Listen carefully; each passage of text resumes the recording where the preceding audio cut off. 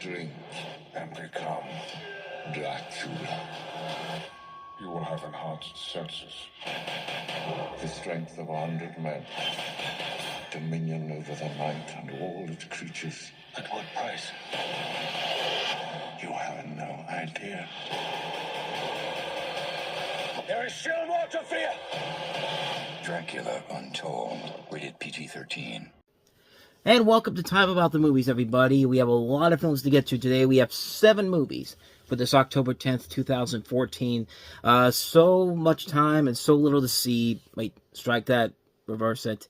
Let's get right to it, everybody. Let's go ahead and jump on into it with our first movie, and that is Dracula Untold, Universal's latest attempt to try to bring the Universal monsters into the modern day, and not really doing a good job at it with this film here. Dracula, played by Luke Evans, is the historical figure Vlad III, the Impaler Dracula, and transforms into his monstrous alter ego to protect his family from Ottoman Sultan Mehmed II. Luke Evans, as I said, plays the title character. You also have Sarah Gadon, Dominic Cooper, and Charles Dance among the cast in this.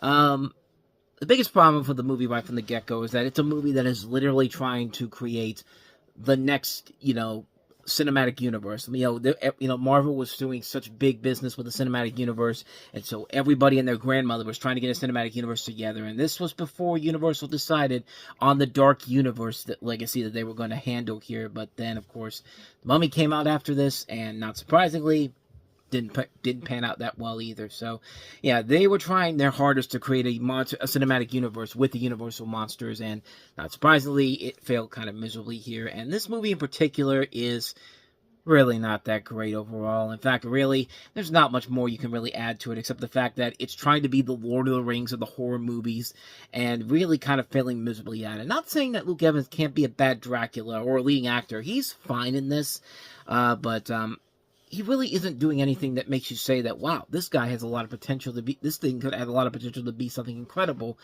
Really, it did not. I mean, this thing kind of was one of those movies where they were beggingly trying to get a cinematic universe together, and not surprisingly, it didn't pan out very well here. And, for a movie that's not even that long, I mean, this movie's only 90 minutes long? So yeah, it's not a long movie at all, but it felt like it dragged on forever and ever and ever. And in the end, it just didn't work as a whole. It was a movie where the potential was kind of there for something, but you could just tell that Universal wasn't really making this because they really believed in it. No, they wanted that cinematic universe money, and yeah, they weren't going to get it with this film, unfortunately. So, not much more to say about that one. Dracula Untold. Let's go ahead and move on to a movie that a lot of people really like, but no, I really did not enjoy this one at all. This is a movie based off of a book I grew up with, Disney's adaptation of Alexander and the Terrible, Horrible, No Good, Very Bad Day. Anthony, I feel like no one understands me. Come on, you're amazing. I think I'm amazing. Don't get me started on that cute little butt of yours. What? What? You're so annoying. Why can't you just chill out? Are you kidding? What's your problem? For Alexander, life couldn't get worse. I can't believe Elliot texted photoshopped pictures of me to the whole school. Nice boobs, Alexander. My black book! Unbelievable. For his family, life couldn't be better. I got a call today. I have an interview for a game design firm. You could be looking at the new vice president of Lone Hill Press. Once I get my license tomorrow, I kind of have everything I've ever wanted. Hashtag blessed, But one day can change everything. Shouldn't you guys be up? Does anyone know where the diapers are? Coming in for a razor, honey. Sorry! Hey man, guys are ready for you. Here you go. First, we thought it was a little weird that you even applied for this job because we're pretty young and you're older. His face is all green. It's not poisonous. I don't think it's poisonous. I'll be your driving examiner. It's my girlfriend probably wants to start prom. We never answer the phone when I'm driving. Proms don't happen every day. Hey Celia. Put the phone down! You tricked me! Get out! I don't think he passed. This day is so cursed. You're not passing the blame on this one. It was her fault! I don't feel a problem for anyone. Stop! I think that you just gotta have the bad days so you can love the good days even more. Trust me, I would know. We are not going to let this day get the better of us. Are we ready, Coopers? Yes! Let's go, Wreck-It Ralph. It's very rare that I have to bring this out here, but yeah, this is going to be censored for those of you that don't know. I am lifting a finger that you should not be doing with a movie like this, but I'm sorry. Yeah, this movie definitely deserves that and then some. Alexander and the Terrible, Horrible, No Good, Very Bad Day. More like Alexander and the Terrible, Horrible, No Good, Very Bad Movie. Because, yeah, this movie is an insult to the book in general. I mean, but here's the story of this. For 12-year-old Alexander Cooper, every day is a bad day, and his family thinks he's being silly because they've never had a bad day. Yeah, you're going to tell me that none of these people have had a bad day in their lives, but no. On the day before his 12th birthday party, he learns that another boy is having a party of his own, and everyone is going to it. And another kink punks him online. So at midnight on his birthday, he wishes that his whole family could have a bad day. So we're not only taking the Diary of a Wimpy Kid aspect here, we're stealing from Liar Liar. Which, yeah, Liar Liar did this a whole lot better. And what a shocker, as things for the whole family go bad. His mom's car is broken, so they have to share a car. His sister has a cold and has to go on stage. His older brother, who's hoping to get his driver's license and to bring his girlfriend to the prom, has to deal with his girlfriend's snottiness and fails to get his license. His mom has a crisis at work, which could cost her job. His dad, who has a job interview, has to bring her younger brother with him, but because his pacifier is broken, he can't stop crying. Alex feels responsible. No, he should not feel responsible. This movie should feel responsible for how goddamn annoying it is. And yeah, that trailer, that was only a third of that is two quarters of that trailer. The rest of the trailer is literally nothing but screaming bad kids comedy. I mean, come on. I stopped it literally at the "come on, Wreck-It Ralph." Like, just, I would do it again, but yeah, I'm not doing it again. But you get the idea. This movie is nothing but a bad Disney clone of the Diary of a Wimpy Kid movies, which coincidentally enough, not but 10 years later, they would have the rights to the Diary of a Wimpy Kid franchise, and they would surprisingly do a better job of adapting those into movies by making them animated instead of, doing what Fox did before this. But yeah, this is a movie that's basically their rip-off of Diary of a Wimpy Kid. I mean, the cliches, the terrible jokes, the fact that most of the humor is centered on gross-out jokes, screaming, because apparently screaming is a form of comedy now, which can be in the right sense. Not in movies like this. And the worst part about it is, people ate this movie the fuck up. I mean, this movie was a big hit when it came out in theaters, and I just didn't get it, man. I mean, this is about as bad as The Odd Life of Timothy Green, and his whimsicalness and trying to be this fun Disney family comedy and just failing miserably at it, man. This movie is an atrocious mess, and you think they would try to do the same thing with a reboot that they would do. With a reboot that they would do not too long after this, about 11 years later. And that one was surprisingly not that good either. And yeah, it got even worse reviews on Rotten Tomatoes. So that should tell you that maybe this property should not have worked as a live action feature film. Maybe it should be like a TV special or animated kids special, which, oh yeah, they did that back in the 90s. I remember that because CBS Story Break did one of these as an animated short, and it works a whole lot better there. I mean, the characters here are just obnoxious. The characters are not funny. The setup isn't funny. There's just nothing about this movie that works at all. It's just a terrible, terrible movie. I know I'm going to be one of the few people that says it, but I'm sorry. It's a bad movie. It's a terrible, terrible film. So with all that said, let's go ahead and try to get on to a next movie, a good movie, and this one is close to it, but I have some conflicting thoughts about it. Let's talk about The Judge. I have memories of us that I don't. Why? Because he doesn't like you. Get over it. Accept it.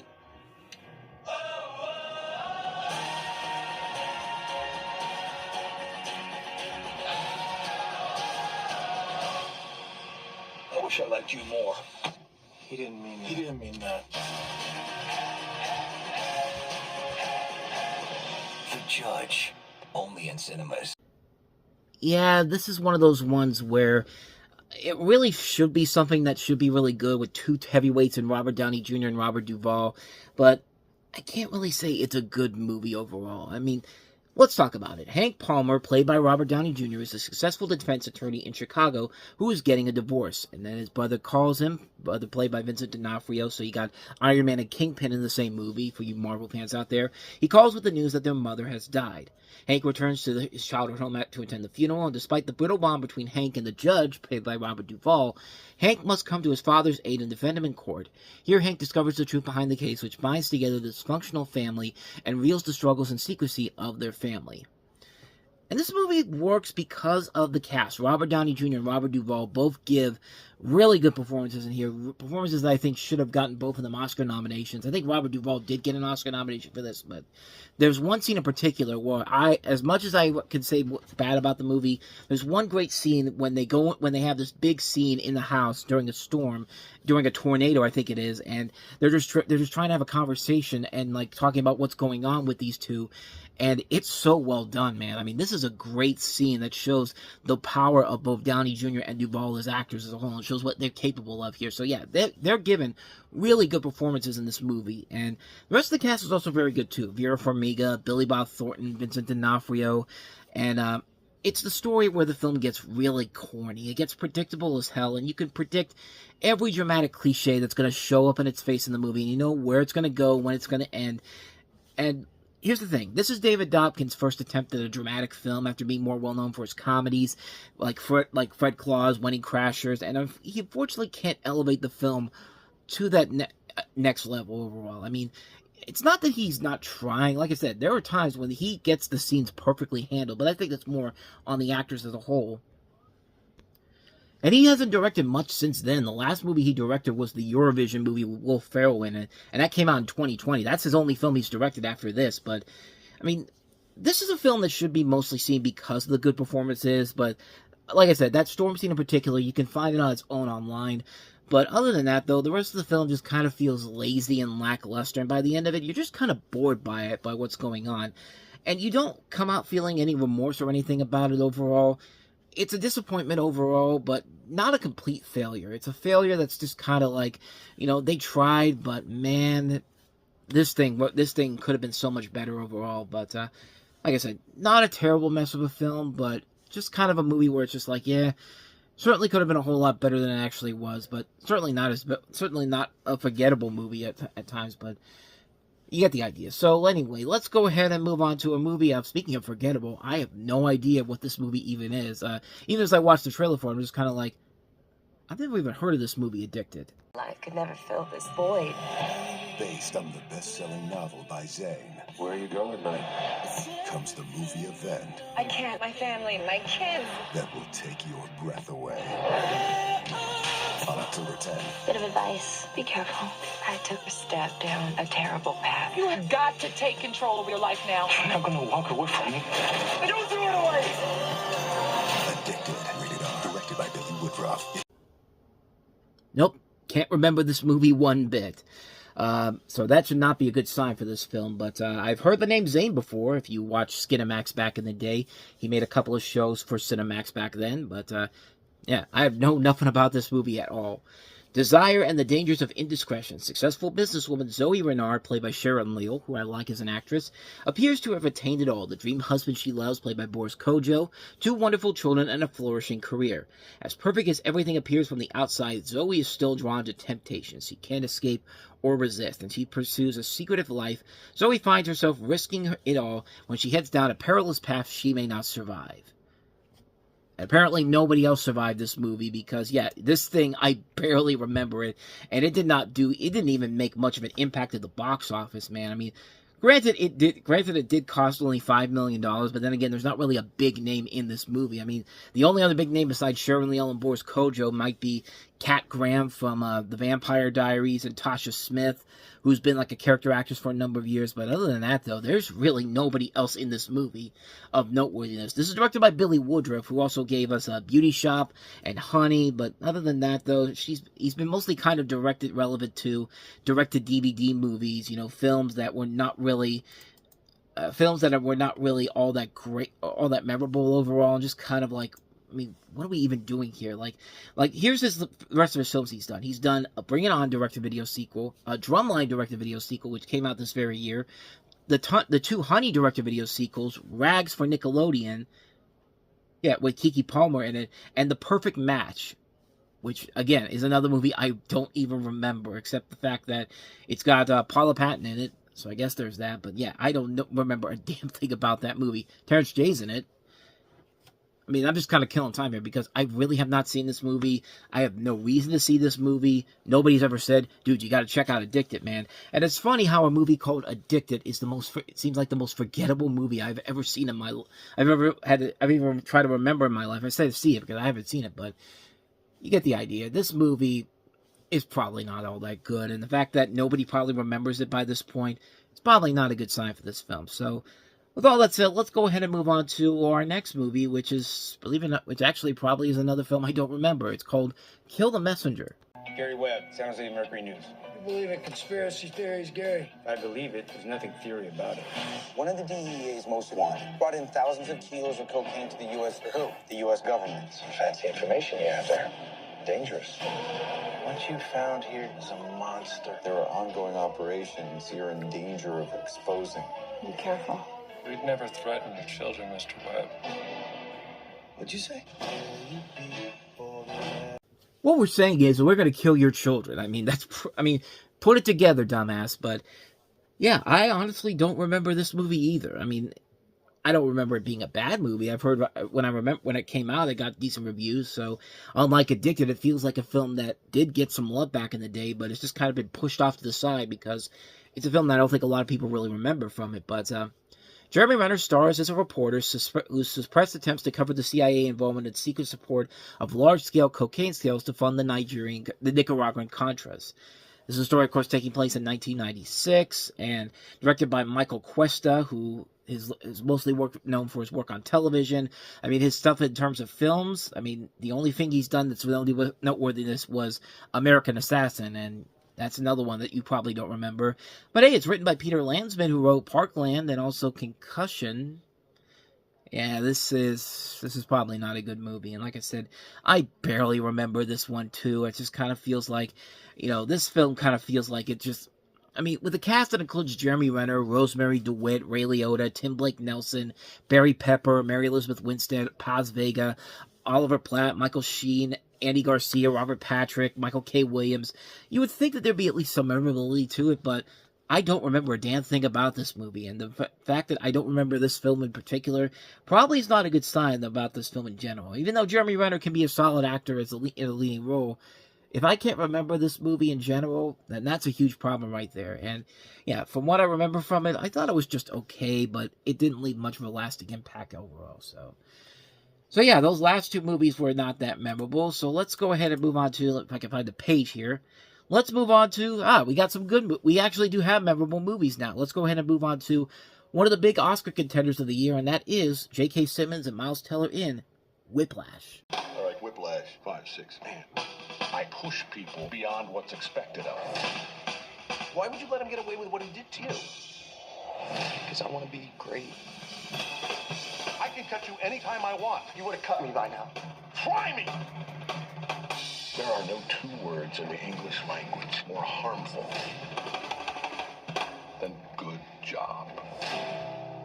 Whiplash, rated R. Now playing select cities. Coming soon to a theater near you. Needless to say, J.K. Simmons did a very, very good job to the point where he won multiple awards for his performance in this, including winning the Academy Award for Best Supporting Actor, and rightfully so, because, yeah, he is incredible in this movie. And so is everybody else in here. This is a story about an ambitious music student and aspiring jazz drummer played by Miles Teller, who's pushed to the limits by his abusive instructor, played by J.K. Simmons. We always knew J.K. Simmons was a phenomenal actor, but this is the movie where he really gets a chance to shine and show everybody what he can really do. And this is based off of a short film by Damien Chazelle, the writer-director of this, who, of course, later would go on to do La La Land the following in about 2 years' time. And this is a terrific movie, man. It's a movie that works because you feel the pressure that Miles Teller's character is being put on in this movie. I mean, you feel it right from the get-go, and it just never lets go, man. I mean, this movie is one of the most tense films that you'll ever see because you see Miles Teller being pushed so far to the limit to appease this guy. He's nearly killing himself, right to the point where when he's drumming, he's bleeding because he's like getting all these splinters on him while he's doing the drums, and it's just like you feel that pressure and you feel that intensity in there. It feels like the drum equivalent of Black Swan at times, except he's not turning into a freaking swan at the end of that movie. But yeah, it's an outstanding movie, and it works because these performances are so good. I mean, I haven't talked about Paul Reiser, who I haven't seen in a big movie like this in a long time. He's really good playing the father in this. He's only in it for a couple minutes, but his performance is really good in here. It does stick out with the rest of them. But yeah, you're putting your focus mostly on the attention of Teller and Simmons, who really are the highlights of the movie. And again, for a film like this that has so much tension being built around it, it's just a movie that just works on so many levels. It's a terrific film. It shows off what Damien Chazelle's capabilities are as a director. I mean, what more do I have to say, man? It's one of the best movies that came out that year. Whiplash was an outstanding film, a tour de force. It's a great, great movie. So with that said, let's go ahead and move on to our last film that we have here, a movie that should have gotten just as much attention as Whiplash did, but sadly did not. Bill Murray and Melissa McCarthy in St. Vincent. Maggie, I'm your new neighbor. Take me, God. Don't play with me. The Los Angeles Times raves St. Vincent is impossible not to love. I can watch the kid after school. No! Melissa McCarthy is remarkable. What kind of a man takes a child to a racetrack? Is it fun? A little. Yeah, good. While Naomi Watts is a wrecking ball. When will you become like men? And the New York Post says Bill Murray won't be forgotten come Oscar time. Are you drinking alcohol? I honestly don't remember. St. Vincent, rated PG-13, October 10th. Yeah, the bad news is that Bill Murray sadly did not get an Oscar nomination for this, and I do mean sadly because this is a performance that definitely should have gotten him a nomination. He should have won one at this point, man, for God's sakes. I mean, the guy's had so many opportunities to win one, but this was one where he should have gotten nominated for this at least. But this movie, sadly, was one of those films where it's one of the best movies of the year, and yet when it came out, it did good business, but then after it came out, pushed off to the side, like it didn't even matter. So it's a good thing there's a show like this to tell you how good of a movie this is, because this is one of the best movies I saw in 2014. In it, Bill Murray plays Vincent, a drunken gambling war veteran retiree who gets recruited by his newly single mom named Maggie, played by Melissa McCarthy, to watch over his small-grown 12-year-old son Oliver, played by Jaden Liebner. Vincent's ideas of after-school activities involve racetracks, strip clubs, but eventually the mismatched pair begin to help each other grow up. And like I said, we've always respected Bill Murray as one of those definitive actors out there. This is a guy that knows how to handle comedy, but also knows how to handle dramatic roles very well. And we've seen it in a number of movies. And this really is one of the best movies I saw that year. I mean, this is a terrific, terrific film. And it's not just because of Murray, who's always fascinating to watch on screen. It certainly has a lot of great comedic moments in here, but because the film is just so well done. The rest of the cast is outstanding. I love Naomi Watts playing Vincent's girlfriend in this. I mean, it's a really solid Naomi Watts performance. Probably one of my favorite ones since King Kong, honestly. Jaden Liebner's pretty good in his feature film debut, and Melissa McCarthy finally gets put into a role where she's not playing the obnoxious fat woman or the comic relief. No, she's actually playing a well-thought-out, interesting character, a single mother in the middle of a divorce, and the script is very good in not resorting her to just another stereotype role and actually makes her a character. You also have performances that are not really talked about all that much by Terrence Howard, Chris O'Dowd, and Scott Adsit, doing pretty good jobs in smaller capacity roles. The story is very good working to the advantage of the cast and not going into predictable territory. And for a movie like this, you think it's going to go into Oscar bait territory, like The Judge, but it doesn't do that. It's a film that finds a good balance of comedy and drama, and even midway through the film, when Vincent has the stroke and he has to be in rehab, they find humor in something serious like a stroke. And yeah, strokes are not fun. I've never had one. I hope I never had one, but you know, they're not fun at all, but this movie finds that perfect balance overall, and I think it helps that you have a good director in Theodore Melfi, who makes his directorial debut on this, and this is a strong debut for him. I mean, this is a great showcase that shows what Bill Murray is capable of. Like I said, he's one of our great actors. Melissa McCarthy gets a chance to do a role outside her normal work that works very well. It's just a solid, very funny movie, and a nicely made dramedy, too, that sets itself up as one of the strongest films to come out this year. It's a movie that deserves a lot more attention than it deserves, and it shames me that this thing didn't get more recognition besides a Golden Globe nomination for Murray. I mean, that's a given at this point, but to put him in the same category with a Golden Globe rather than an Oscar, it's not really all that different. The Golden Globes back then were not as legitimate as people made them out to be back then. I mean, I think that's pretty obvious, but if you haven't seen St. Vincent yet, see it. It is definitely one of the best movies of the year, one of the most underrated films of the year. Can't recommend it enough. St. Vincent, see it. And thus, with all that said, we wrap up another episode of Time About the Movies. And the next time we meet, we take a look at another assortment of movies here, including David Ayer's latest film starring Brad Pitt, the war film Fury. We also have the creator of L. Tigre making his big screen feature debut with 20th Century Fox's The Book of Life. Very underrated animated movie. We have the latest Nicholas Sparks adaptation, The Best of Me, which, this movie isn't the best of anybody. We have the year's Best Picture winner, Birdman, or The Unexpected Virtue of Ignorance. Kind of a shocker that it won Best Picture, too, over a film like Boyhood, but we'll touch on that on the next episode, and we'll also take a look at Dear White People, which I think is a title that we can use for a lot of different things in the world right now. Dear White People, here's something that you should not be doing right now, but anyway, 5 films to take a look at next time around. We'll touch on that tomorrow here on the show. But with all that said, thank you so much for watching this. I hope you enjoyed it. If you did, please go ahead and do me the honors of hitting that like button, that subscribe button, and that notification button. Also, don't forget to check out our playlist, and don't forget to check out the previous episode we did. So with all that said, whether it's in the past, the present, or the future, I will see you at the movies. Take care.